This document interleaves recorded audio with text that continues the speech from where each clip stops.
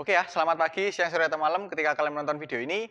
Nah, di video kali ini saya akan membahas motor yang sangat spesial dan bahkan sangat langka ya. Ini kebetulan banget motornya sedang didisplay di Kawasaki Surabi Nitras di Kota Malang ya. Motornya kelas sport fairing, 4 silinder, sesuai thumbnail sebenarnya ya, yaitu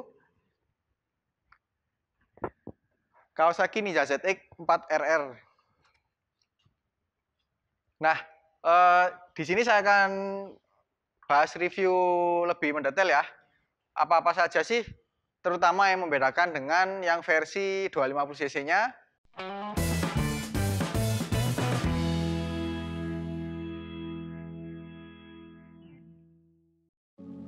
Take me up to heaven.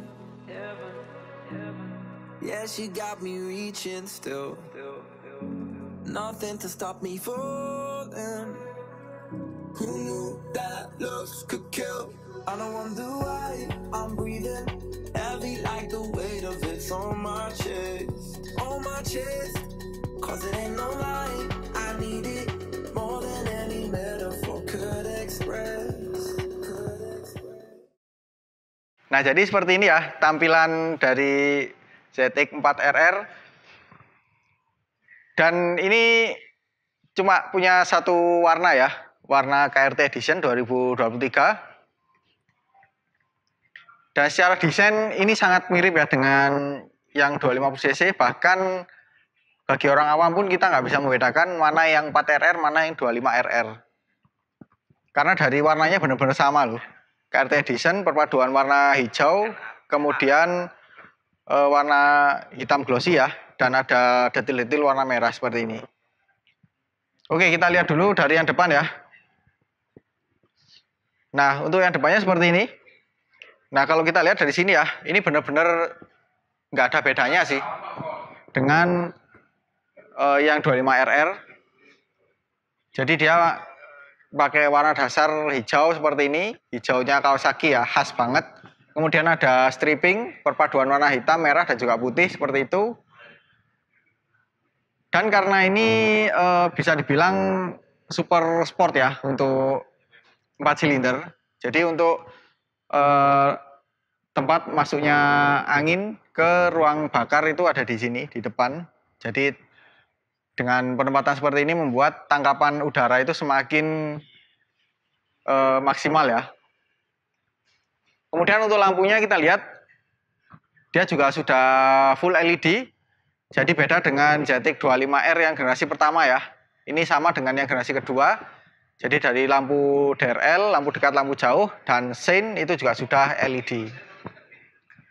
Kemudian dari spakbor ya, ini juga masih sama dengan adiknya 25RR. Dia pakai warna full hijau seperti ini dengan ada detail tulisan ABS dan ada tulisan Kawasaki Racing Team atau KRT ya. Kemudian kita beralih ke samping. Nah, dari samping seperti ini ya. Untuk bodi sampingnya atau fairingnya ini ya, dia didominasi warna hitam glossy, tapi dengan banyak corak livery ya, dengan ada siluet tulisan 4RR yang menandakan ini yang 400 cc ya, bukan 250 cc. Jadi 4-nya ada di sini, yang RR-nya ada di sini. Kemudian di sini ada stiker bertuliskan Ninja warna putih seperti ini, yang fontnya itu khas banget ya. Dan di bawahnya lagi di sini ada tulisan ZX 4RR. Di bawahnya lagi ada tulisan Kawasaki seperti ini.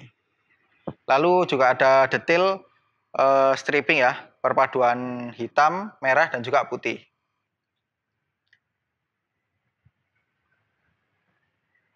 Ya, secara garis besar sama lah ya, hanya beda di detail tulisan aja. Untuk bagian tangki, ini juga dia warnanya hijau ya, seperti yang bodi depannya tadi, atau di spakbornya juga. Dengan tambahan ini ya, livery sambungan di sini. Ini warna hitam, kemudian ada merahnya juga. Dan di sini ada stiker Kawasaki Racing Team seperti ini. Untuk tangkinya dia pakai lapisan asli ya, sama dengan saudaranya. Dan untuk kapasitasnya di 15 liter. Jadi cukup, ya untuk sekarang cukup pas lah ya. Nggak terlalu besar tapi juga nggak terlalu kecil. Lalu untuk bodi yang belakang, nah ini juga pakai warna dasar hijau glossy ya. Dengan stripping warna hitam dan juga merah. Kemudian untuk lampu belakangnya ya. Nah ini juga kalau dari sini kita nggak bisa membedakan sih. Mana yang 25, mana yang 4. Jadi lampu belakangnya dia sudah full LED. Baik itu lampu belakang, lampu rem, lampu sein maupun lampu untuk plat nomor di situ. Dan spakbornya pun juga sama ya. Model terpotong seperti ini. Dan nggak lupa di sini juga ada reflektor atau mata kucingnya. Lanjut kita ke bagian jok ya. Nah untuk joknya seperti ini. Ini juga desainnya masih sama ya. Dia pakai model split seat atau terpisah. Dengan tekstur kulit yang halus seperti ini. Busanya sih cukup tebal untuk sebuah motorsport. Dan untuk di bagian sini dia cukup sempit ya. Jadi kelebihannya bisa memudahkan kaki kita untuk menjangkau tanah. Nanti saya akan bahas di video ergonomi aja ya untuk detailnya. Dan untuk yang belakang seperti ini. Ini dimensinya juga menurut saya nggak terlalu besar sih ya. Bisa dibilang untuk syarat aja sih. Karena bodi belakangnya ini kan juga nggak terlalu besar. Jadi kalau misalkan joknya terlalu besar kan juga nggak imbang ya. Lanjut kita ke bagian kaki-kaki ya. Nah, kaki-kaki ini yang membedakan dengan yang tipe 25RR. Untuk suspensinya masih sama, dia pakai upside down warna hitam dari Showa dengan fitur SFF BP. Serta ada 3 penyetelan ya, untuk rebound, kompresi, dan juga preloadnya. Kemudian dari rem ya, nah rem ini yang membedakan dengan 25RR. Kalau yang 25RR itu kan hanya satu sisi ya, di bagian kanan saja. Kalau yang 4RR ini, dia ada 2 sisi. Jadi seperti ini. Nah ini kan, ini yang sebelah kanan, yang sebelah kiri juga ada. Nah ini. Untuk kalipernya sama ya, dia pakai 4 piston. Dan karena ini sisi kanan kiri, jadi jumlahnya ada 8 piston. Dan nggak lupa juga dilengkapi dengan ABS, seperti ini. Kemudian karena ini double disc ya, di bagian kaliper yang sebelah kanan ini ada 2 percabangan. Jadi yang satu ini selang rem dari master remnya. Yang satunya lagi ini ke kaliper satunya lagi. Kemudian dari velg ya. Untuk velg masih sama sih ya desainnya seperti ini. Nah untuk velgnya ini dia pakai model 5 palang. Sama sih dengan Ninja series yang lain ya. Untuk diameternya dia pakai 17 inch dan lebarnya dia pakai 3,5 inch. Kemudian dari ban ya, bannya dia pakai Dunlop, tipenya Sport Max, pakai ukuran 120/70 ring 17. Jadi beda 1 tingkat ya. Kalau yang 25RR itu kan dia pakai 110/70, kalau ini pakai 120/70. Jadi meskipun dia beda 1 tingkat, tapi secara bentuk atau secara tampilan ya, itu jauh lebih kekar sih untuk bagian bawahnya. Lanjut kita ke bagian kaki-kaki belakang. Nah untuk yang belakang seperti ini ya. Kita akan bahas untuk yang suspensi dulu. Nah untuk suspensinya seperti ini. Dia model horizontal. Jadi tidur seperti ini ya. Dilengkapi dengan 3 penyetelan, jadi sama dengan 25RR, ada preload, kompresi, dan juga reborn. Dan yang saya suka di sini adalah di bagian ini ya, springnya atau ulirnya, dia pakai warna hijau sesuai dengan warna bodi motor ini. Kemudian kita lihat lagi untuk bagian lengan ayun ya. Nah lengan ayunnya seperti ini, dia model banana seperti ini ya, asimetris, kanan kiri berbeda bentuk. Jadi setelah tampilan ini sporty banget sih. Dan untuk rem ya. Nah seperti ini untuk remnya. Dia pakai cakram modelnya lurus ya, jadi nggak bergelombang seperti yang versi 2 silinder atau 250 2 silindernya. Dan untuk kalipernya dia pakai 1 piston. Dan karena ini tipe ABS, jadi belakangnya juga pakai ABS karena dia 2 channel ya. Di sini ada sensornya seperti ini. Untuk velg bentuknya sama dengan depan ya, pakai model palang 5 seperti ini. Dan lebarnya yang belakang pakai 4,5 inch. Nah, untuk bannya juga sama pakai Dunlop tipe Sport Max dengan ukuran 160 per 60 ring 17. Ya kembali lagi ya, sama dengan yang depan dibandingkan dengan 25RR itu naik 1 tingkat. Jadi kalau kita lihat dari belakang, wah ini benar-benar gambot banget sih. Kemudian untuk bagian rantai seperti ini ya. Ini rantainya terlihat sangat besar dan gearnya pun juga dia pakai warna silver ya, otomatis menambah apa ya, jadi kelihatan lebih lebar gitu loh ketimbang dia pakai gear yang warna hitam misalnya. Nah ini untuk tempat penyetelannya ya, di suspensi belakang. Nah ini dia juga pakai merek Showa. Di sini ada untuk kompresi, kemudian di sini ada untuk reborn atau ayunannya, dan di sini untuk preload atau beban.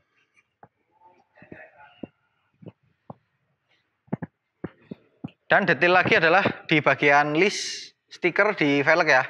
Di sini ada tambahan tulisan 400 dan ada list warna hijaunya. Jadi ini sebagai apa ya, penegas juga ya, kalau ini 400 cc bukan 250 cc. Oke, kita lihat untuk bagian rangkanya ya. Nah, untuk rangkanya ini kalau kita lihat di bagian sini seperti perimeter ya, tapi di sini tuh dia model pipa. Dan juga di belakangnya model pipa seperti ini. Jadi bisa dibilang ini tipenya tipe twin spar mungkin ya, atau bisa dibilang diamond. Kalau saya salah, mohon dikoreksi ya di kolom komentar di bawah. Lalu untuk bagian mesin, nah ini yang juga spesial. Ya secara nama tadi ya, ZX 4RR otomatis dia 400 cc dan 4 silinder. Untuk spesifikasinya ya, untuk kapasitas mesinnya ini 399 cc, DOHC 16 katup berpendingin cairan. Jadi radiatornya di sini. Ini gede banget loh. Tuh.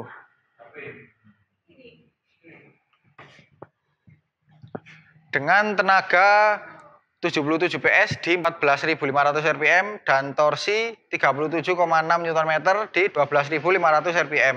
Lalu untuk perbandingan diameter kali langkah ya, dia 57 kali 39,1 mm. Jadi ya selain dia overbore kemudian 4 silinder ya, ini sudah masuk kategori super sport sih, karena dia lebih kuat di tarikan menengah ke atas. Untuk rasio kompresi ya, dia 12,3 banding 1. Jadi bahan bakar yang pas untuk motor ini adalah bahan bakar oktan 98 ya.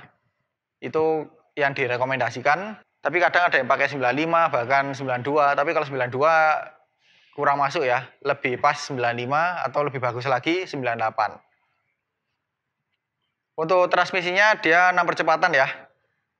Kemudian dia dilengkapi dengan beberapa fitur selain asisten slipper clutch, kemudian ada economical riding indicator, lalu electronic throttle valve, dan ada Kawasaki quick shifter, lalu juga ada traction control ya, yang mana itu sebenarnya di bagian kaki-kaki sih. Cuman kembali lagi kan itu ada kontribusi dari mesin juga. Lalu ada power modes yang membuat kita bisa merubah mode berkendara ya sesuai kebutuhan, mau lebih berperforma atau lebih halus. Kemudian di sini ada detail yang bahkan lebih baik yang 25 ya ketimbang yang 4RR, di mana di sini tidak dilengkapi dengan frame slider atau pengaman bodi di sini. Jadi cukup disayangkan ya. Motor ini kan jauh lebih mahal ketimbang 25RR. Tapi ada detail yang harusnya ada di motor ini malah dihilangkan. Kemudian untuk knalpot ya. Nah, knalpotnya sama dengan yang 25RR, dia modelnya keluar ke samping seperti ini. Jadi untuk saya pribadi ya, saya lebih suka bentuk knalpot yang seperti ini ketimbang underbelly ya. Karena selain dia jadi lebih besar, secara estetika jadi kelihatan lebih padat gitu loh. Kalau kita lihat di sini. Nah, ini ya. Kalau kalian ingat yang generasi pertama ZX25R kan dia ada di bawah atau di underbelly. Jadi kesannya daerah sini tuh kosong gitu loh ya. Oke, lanjut kita ke bagian kokpit. Nah, untuk kokpitnya seperti ini. Ini juga kalau kalian nggak sadar pasti akan dejavu kalau kalian sudah biasa pakai ZX25R yang 2023. Karena secara tampilan juga sama aja sih. Dari tombol modelnya juga sama. Di sebelah kanan ada engine switch dan starternya jadi satu. Di sini ada tombol select. Kemudian di sebelah kirinya, di sini ada lampu dekat, lampu jauh. Di sini ada tombol untuk merubah-rubah menu yang ada di panel info ya. Di sini ada sein, hazard, dan juga klakson. Dan untuk kuncinya seperti ini ya. Dia memang nggak dilengkapi dengan pawan magnet, tapi dia lebih canggih ketimbang motor-motor yang umum ya di kelas 150 cc-an. Karena dia sudah dilengkapi dengan immobilizer. Jadi meskipun kalian bisa membobol tanpa anak kunci yang asli, itu akan susah sih untuk menghidupkan motor ini. Dan di bagian ini ya, tutup suspensi yang depan, di sini ada semacam baut. Nah, ini untuk mengatur preloadnya atau beban yang depan. Kalau yang sebelah kirinya kosong ya, seperti ini. Tapi di sini ada tulisannya SOA dengan fitur SS5 BP. Lalu di bagian handle coupling dan juga rem ya, ini dilengkapi dengan, nah ini penyetelan untuk jarak ya. Jadi seberapa jauh atau seberapa dekat jangkauan jari kita untuk menggapai tuas kopling atau rem, kita bisa sesuaikan di sini. Nah, untuk info panelnya seperti ini ya. Dia sudah full TFT color. Jadi selain dia jauh lebih lengkap ketimbang ZX25R yang generasi pertama, secara tampilan juga futuristik ya, modern. Tapi karena ini unit display, jadi saya nggak bisa menghidupkan motor ini ya.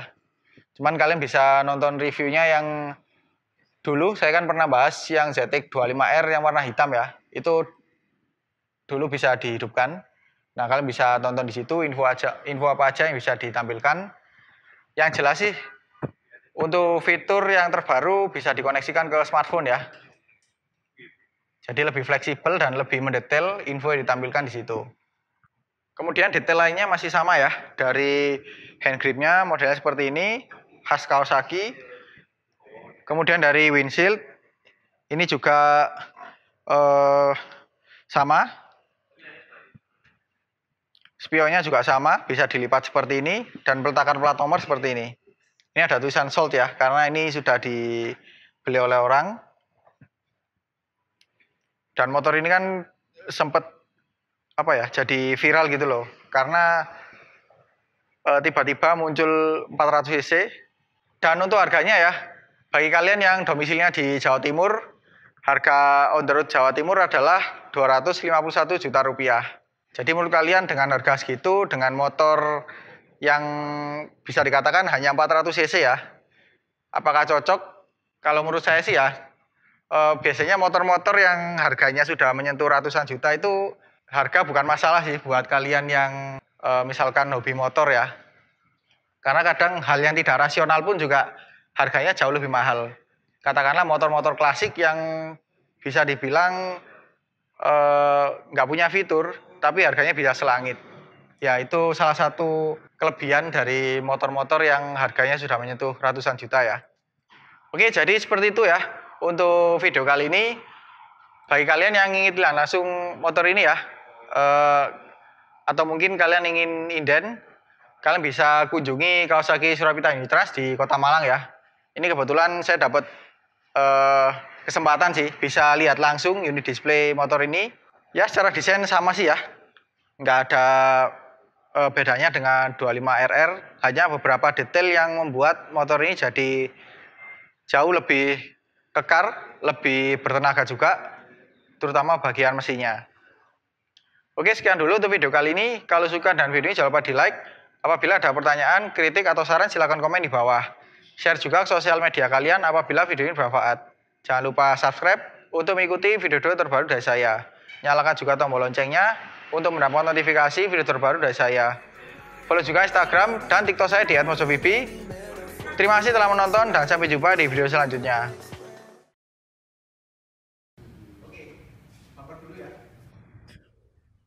Well on bumper dulu ya.